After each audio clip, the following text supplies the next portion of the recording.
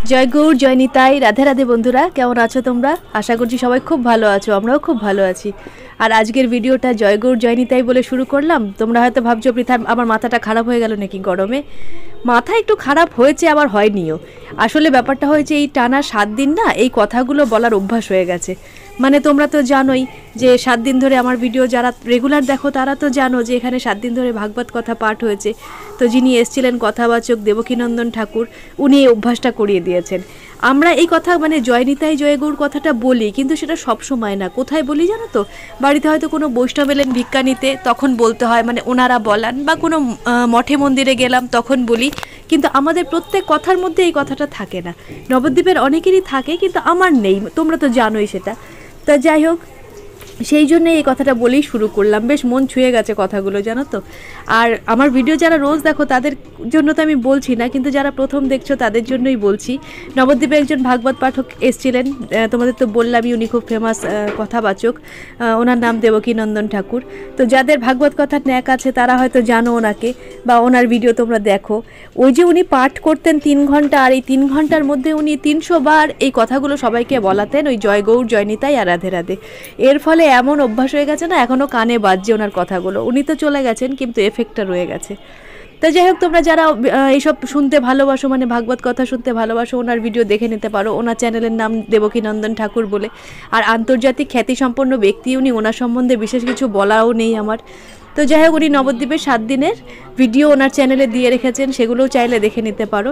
তাই ওই জন্যই ওই অভ্যাস হয়ে গেছে, সেই জন্যই এইভাবে ভিডিওটা শুরু করলাম। তো যাই হোক, সকাল থেকে অনেক কাজ তো আমি দেখিয়ে ফেলেছি তোমাদেরকে। মানে সকালবেলা কেলক্স করেছি, বড়া ভেজেছি, সেটা খেয়েছি। এদিকে এবার চলে এসেছি, মা এখন ঢ্যাঁড়স কেটে দিচ্ছে। তারপরে একটুখানি মোচাও ছাড়িয়ে দিলাম, মাকে খানিকটা ছাড়িয়ে দিয়ে আবার মায়ের হাতেই ছেড়ে চলে এলাম। আর এদিকে চাপিয়ে দিলাম আলু পোস্ত, কেন কি আজকে মেয়ের পরীক্ষা আছে, তোকে একটু আলু পোস্ত ডাল দিয়ে আজকে ভাতটা দিয়ে দেবো ভাবছি।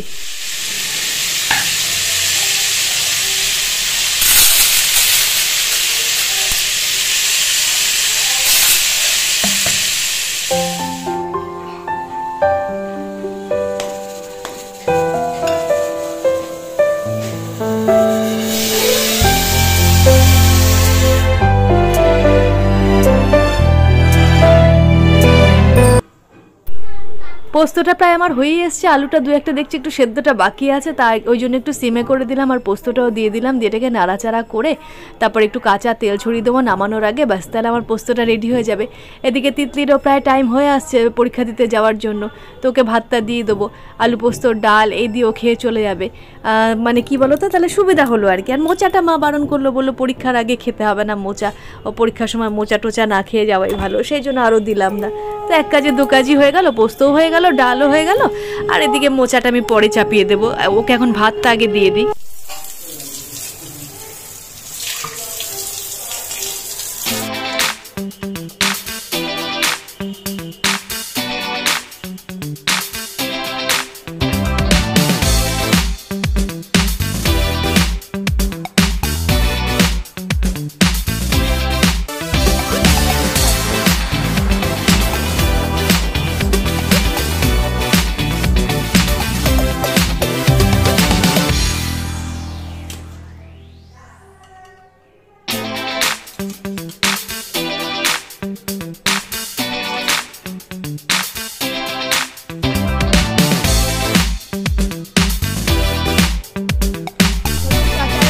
এখন হচ্ছে তোমার 12টা, পাক্কা 12টা।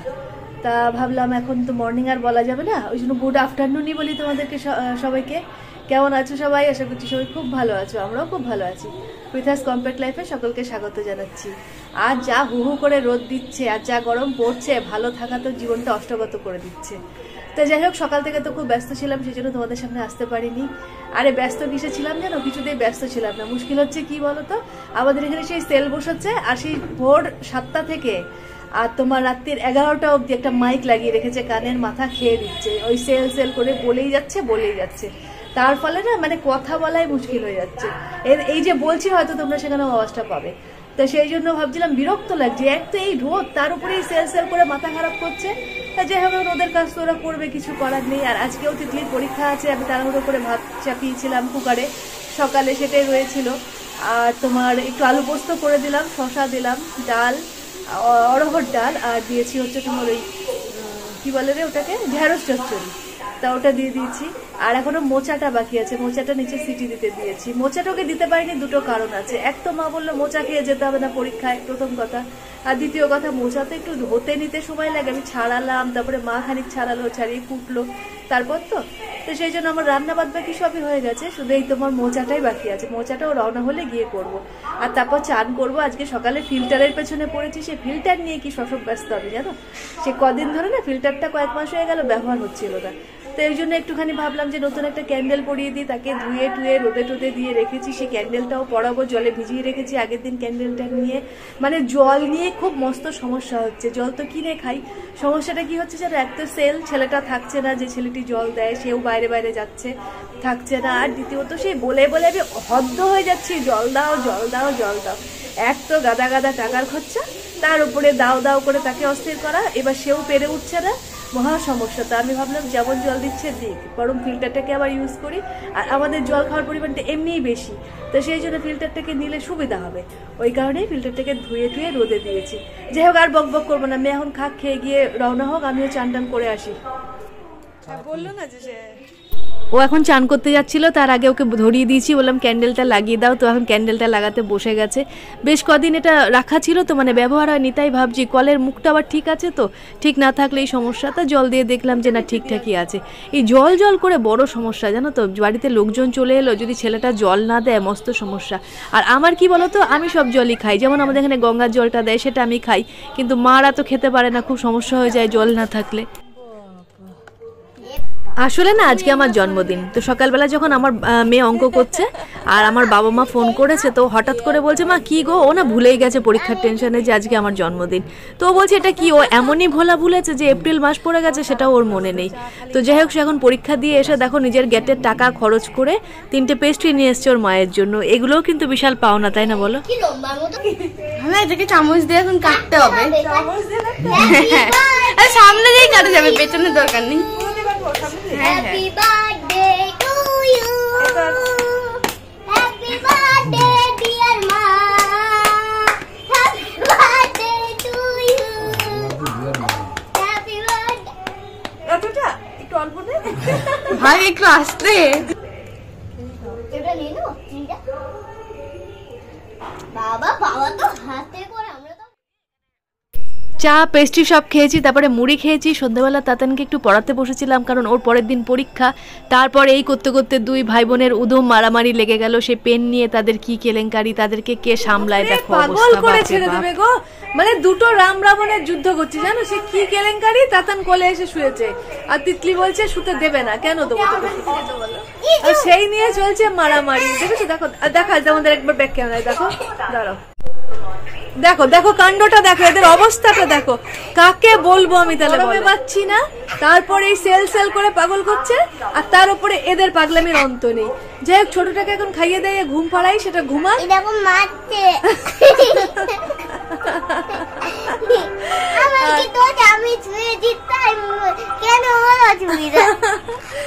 বলছে কেন ওর অসুবিধা। যাই হোক, সেটা হলো ব্যাপার।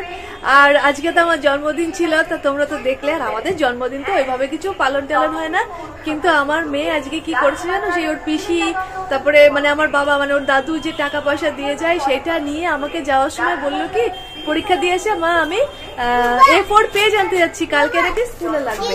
আর আমি বললাম যে তো বাবাকে বললি না? বললো না বাবাকে বললাম না, বাবা বললো যেতে। শুরু করে দিল, এবার বাবা ঢুকেছে তো অভিযোগ শুরু।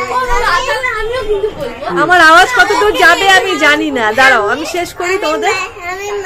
তারপরে তোমার ওই বলে তো দেখলে, দিয়ে কি করেছে দেখেছো, ওই নিজের পয়সা দিয়ে পেস্ট্রি নিয়ে এসছে, 3খানা পেস্ট্রি নিয়ে এসছে। তো যাই হোক, সেটা তো দেখলেই তোমরা, কাটলাম, ওটাই আমাদের আনন্দ বিশাল জানো তো। জন্মদিন বলে যে বড় বড় কেক কাটতে হবে ওরকম কোনো ব্যাপার নেই, তো ওটাতে বেশ আনন্দ হলো।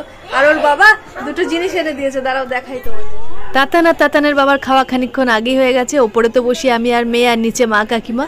তো মা কাকিমাও বসে গেছে। এদিকে আলু ভাতে একটুখানি মোচা ছিল দুপুরের, আর একটু পটল ভাজা, আর সামান্য একটু ডাল ছিল। এই দিয়ে রাতের খাওয়া দাওয়াটা সেরে ফেলি।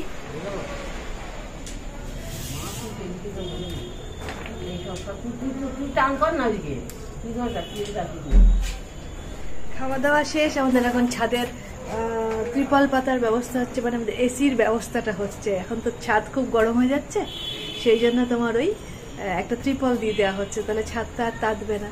আর বিকালবেলা উঠে ওটাকে তুলে দিতে হবে। তা যাই হোক, মা এসছে ওপরে, এখন খাওয়া দাওয়া হয়ে গেছে, একটু হাঁটতে এসছে, দিয়ে ওই দুজনে ওই কাণ্ড করছে। আর আমি তোমাদেরকে দেখাই দাঁড়াও কি নিয়ে এসছি। অনেক বড় ত্রিপলটা, এই দেখো একটা নাইটি, ভোরবেলাই হবে, হ্যাঁ ভোরবেলা, ভোরবেলার একটা নাইটি, আর এই একটা কুর্তি। কুর্তিটা অবশ্য আমিও খুলে দেখিনি, এবার দেখি।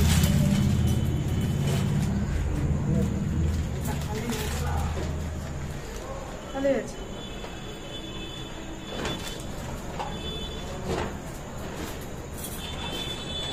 জন্মদিনে কি কি উপহার পেলাম, দুটো উপহার পেয়েছি সুন্দরভাবে, বেশ ভালোই হলো।